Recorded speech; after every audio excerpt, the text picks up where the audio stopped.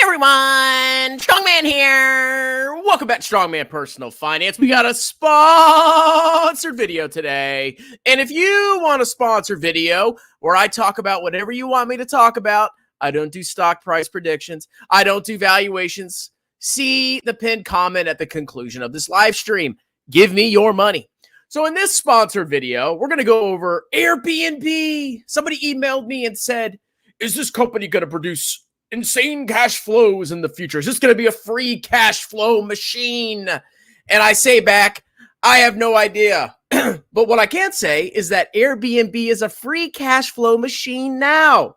That's right. Airbnb prints free cash flow. It's a good stock to buy, right? Oh, wait. There's some interesting things that I noted. Now, maybe the stock will vertical line, okay? Maybe it won't. I don't know. But I noticed some interesting things that Airbnb is doing with their free cash flow. And let me give you a hint. They're benefiting their employees over the investors. That's right. So what is Airbnb? Well, I've used Airbnb a couple times. Basically, you want to go on vacation and you want to rent a place, okay? It's usually cheaper than a hotel, usually, but not always. And you got a lot more options. You can stay in super nice places as opposed to staying in a hotel room. For example, when I went to Tampa, Florida, I stayed in a bungalow, a bungy-wungy. That's right. I was in a bungalow, and it was pretty close to downtown St. Pete. It's pretty nice, okay? What are the downsides of Airbnb? Well, you usually don't get any service, okay? When you go to a hotel, some maid comes and cleans your room, and then some janitor like Jeremy, no, I'm just kidding. Somebody comes and cleans your room. Okay, you have service, you get your towels refreshed, et cetera, et cetera. Usually with an Airbnb, in most cases, you're not going to get that level of service that you're going to get at a hotel. But it's a viable way to book. Basically, Airbnb hosts a platform where people can do short-term rentals. They can rent out places in their home or an entire home or a room by itself. And people that want to travel can go on there and find rooms and book them. And Airbnb makes some money via, they get a cut from the seller, and they charge fees to the person that's renting the room. So Airbnb is kind of the middleman. That's what they do. That's their job. Okay. Is this a Modi company? Well, I would say it's a great concept overall. The business makes money. It's a tech company. It's highly profitable. Okay. At least from a cash flow basis, but it's also in a very competitive landscape. Okay, you ever heard of there's like 1,000 ways and places you can stay. You can stay in a hotel. You can directly book with people. There's 1,000 different ways to get a freaking room somewhere. That's not Airbnb. It's not very Modi in my humble opinion. And it's also subject to the whims of the market. Okay, if maybe something happens like a pandemic, and then all of a sudden you can't travel. Nobody's traveling. Everybody's canceling their bookings. Okay, you got to consider stuff like that. So will Airbnb be around in 10 years? Probably, maybe, okay? But it's not the most Modi company in the world. So a few things I want to cue in on, okay? Number one, they've had pretty significant revenue growth. I mean, it's a good service, and they're expanding they're international, they're global. But I think the majority or a big part of the revenues obviously comes from the United States. So their revenue has grown massively. They are generally posting positive operating income. They're generally posting profits, at least in the last couple of years. And the share count has remained stable, but there's a reason it's remained stable. Yeah, their share count. It's remained stable, but for some reason, they're spending a lot of money on buybacks. I don't know. Earnings per share is slowly creeping up over time, and free cash flow per share is very strong. So like every other tech company, they have very strong free cash flow because they have a lot of stock-based compensation. They compensate their employees by giving out shares like hand over fist. Every freaking I cursed. I'm sorry. Every YouTube, no, please, no. Every single tech company does this that I've seen. Lots of stock-based compensation. Okay, so high gross margin. Obviously, it's just it's a service. It's a website. They basically provide hosting services. Operating margins. All the margins are decent. Okay. Now we look at cash flow. So they have very strong operating and growing operating cash flow. Very cash flow positive business. Okay. It's very hard for a business to go bankrupt when they're growing their cash flows. I mean, it's possible if they're idiots, but it's very hard to do, okay? It would be a challenge for this company to go bankrupt in the near term. They're massively growing their operating cash flow. That's a good thing, okay? So unlike these other clown stocks you people invest in. And they don't really do a lot of capital expenditures. As a matter of fact, it looks like they divested of some assets over the last couple of quarters. So overall, it's a very heavy, very high free cash flow business. Do they issue stock? Well, yes, I can see they're issuing stock and they're generating cash from stock because employees are exercising their stock options. And they're dumping a lot of cash into stock buybacks, okay? So their free cash flow, for example, where's their free cash flow? Well, they got levered and unlevered free cash flow, but it looks like it's the same numbers roughly. Okay, so talk to a finance guy if you want the difference. So for levered free cash flow, they generated $696 million in the last quarter. How much did they spend on stock buybacks? $903 million. $1.7 billion in unlevered free cash flow for the first quarter of 2024. They spent $900 million buying stocks back. $226 million for Q4 2023, but they spent $935 million buying back stock. Do you see a trend here? Almost all of their free cash flow, or actually it looks like more of their free cash flow, all of their free cash flow plus some, is getting eaten up by stock buybacks. So if a company was doing this, shouldn't the shares be dropping massively? I thought share-based compensation was free. That's why I went all in Palantir, because Amit Spin told me. Okay, he's very smart. He knows how to analyze companies that are popular on YouTube.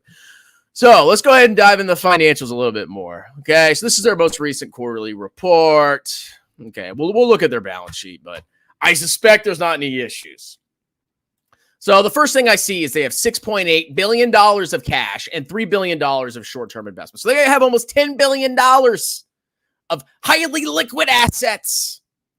They also have $5.8 billion of funds receivable and amounts held on behalf of customers. Okay. So that looks like, I guess, customer deposits, because they have a corresponding liability or something like that. So that isn't actually capital they could necessarily use. But they still have a good $10 billion of liquid capital versus roughly $10 billion of current liabilities, of which 5.8 is customer deposits, amounts payable to customers. Okay. This is probably, I imagine it's probably the customers. They're probably, they probably connect the seller to the buyer. They probably hold the cash in the middle and they distribute it to the person that's rented the house. That's what I imagine they're doing right here. But these are just funds held in custody, this $5.8 billion. So their real current debts, if you exclude customer deposits, funds payable to customers, is $4 billion. And they have $10 billion of very liquid capital. Okay. I mean, their balance sheet's fine. They got long-term debt of $1.9 billion, and they have basically no long-term assets. All their long-term assets are deferred tax assets, which is taxes they expect to save in the future. It's an estimate, and goodwill. Okay. So they got some long-term debt, but they have a ton of free cash flow. And if they just let the company dilute like crazy, they can pay off their debt pretty easily. I mean, I don't think this company has an issue with paying off debt personally. Okay, let's go ahead and look at the income statement. So let's see what's going on. Sometimes these companies flip it around. Usually 2024 is here. So revenue's up. Let's see. How much is revenue up year over year as of June 30th? 24248. 10%. So revenue's up 11% year over year. The cost of revenue is up 17%. Uh-oh. Gross margin went down a little bit. Uh-oh. Operations support went up, but not materially. Product development went up. Let's see. What do their total expenses grow by? So their total operating expenses grew by 15%, and their revenue grew by 11%. So their operating expenses, which I expect is a lot of stock-based compensation expense, grew faster than revenues. Okay. Interest income. Okay. Interest income's up. Wow. Rates are coming down. Eventually that's going to drop, I imagine. And they got a big boost to their profits for a provision from income taxes. So look at their, look at their income from operations. So their income from operations for the most recent quarter was $497 million versus $523 the previous year. So their expenses, like I said, are growing faster than their revenue. So their operating margin dropped year over year. But because of interest income and because of a release of a deferred tax asset, a valuation allowance, they were able to, post better net income than they should have, is what I'm saying here. Okay. See this provision for income taxes?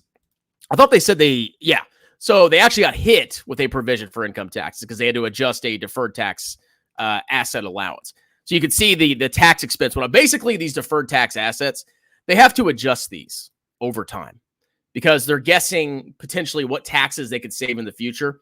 And those amounts adjust based on expectations of future tax savings because there's differences between profit and loss for books and profit and loss for taxes. So you can see there's some adjustments there year over year. Let's see. Oh, and of course it's freaking, I should have checked. Of course it's freaking backwards. But so I read it backwards, excuse me. See, this, you gotta be careful, okay? Most companies have the freaking most recent quarter here on the left and the last quarter they're comparing to on the right. But of course they had to freaking flip it around. So let me check real quick. Was there anything crazy that we missed here?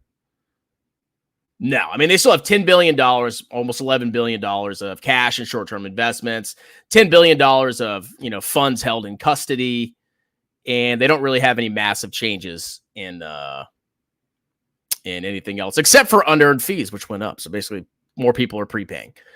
So bookings seem to be fine. Revenue growth seems to be fine, but expenses are growing faster. Interest income increased, but that's going to change because rates are coming down. But earnings per share overall went down because they took a little bit of a tax hit because of deferred taxes, basically. They had to adjust that. Now, here's where the grift comes, okay? Let's look at the change in share amounts. So what do we got here? From March 30th, 2023 to June 30th, 2023, 6 million shares and then 2 million shares were issued for stock options and RSUs, but they only bought back 4 million. And then we go down even more. What do we have here? December 31st, 2023 to March 31st, 2024, they issued 3 million shares and bought back 5.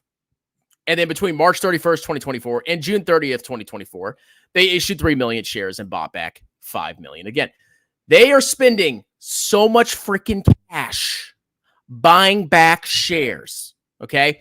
So if you look at the net change in shares outstanding, so the net change in shares outstanding went from 636 to 634.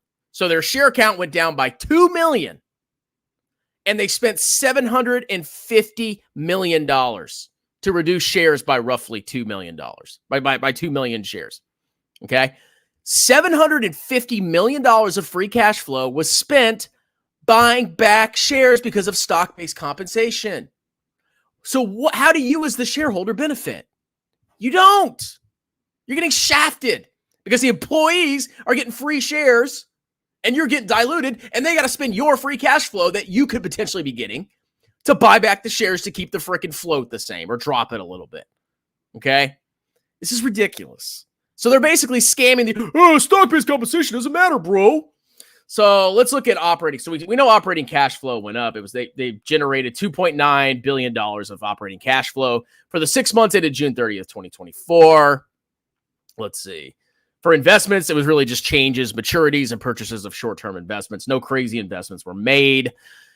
And in 6 months, they spent $1.5 billion buying back shares for a net change from December 31st, 2023 to June 30th, 2024 of 4 million shares. So in order to reduce the share count by 4 million shares, let's see. They spent missing a 9 there, 149900000. Okay, so they spent $1.5 billion and they reduced the share count by 4 million. So on average, for every share that they took back, that they reduced, the net shares outstanding, they spent $374. So for every share that has been removed from the float, it cost you as the investor $374. And the stock price is $130. It's crazy. Like, you got it. Stock-based compensation matters. Okay? That's the main issue I see with this company. They are ripping. They are fellatioing. I don't even know what a word to say. They're shafting you with stock-based compensation.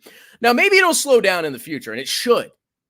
Because if their stock-based compensation slowed down, then all of a sudden, there's a ton of free cash flow to buy back shares, pay dividends, whatever, reinvest. But that's not what's happening. Okay? They're shafting the shareholders. That's the main issue I see with this company so far.